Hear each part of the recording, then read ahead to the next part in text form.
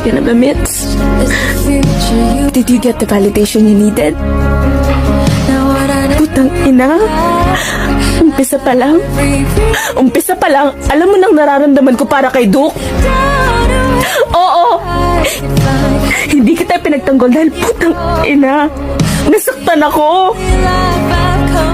May picture kayo ni Duke na naghahalikan, pero hindi ka man lang nagpaliwanag.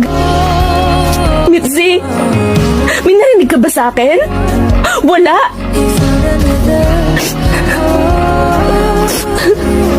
Oo, naiintindihan ko.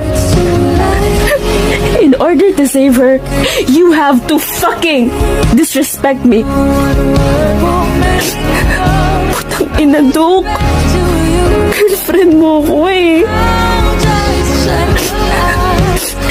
Girlfriend mo ko. Pero ilang beses mo nang ipinadamdam sa akin na mas mahal mo si Mitzi.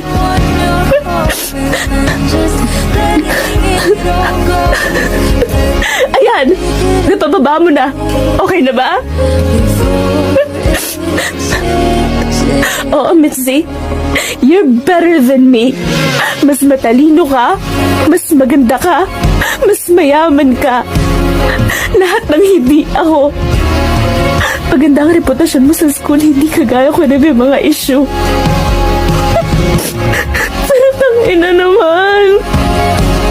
Kaibigan ko kayo eh.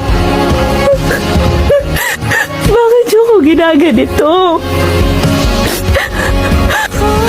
Bagsak din ako sa exam, pero ikaw ang pinuntahan ni Doc. Nagmakaawa kung huwag siyang umalis sa tabi ko. Pero sinundan ka niya. Ang galing mo! Para iligtas siya, kailangan mong lunurin ako. Sa lahat ng tao, Doc, ikaw ang hindi ko inaasahang sasaktan ako ng ganito. Maghiwalay na tayo.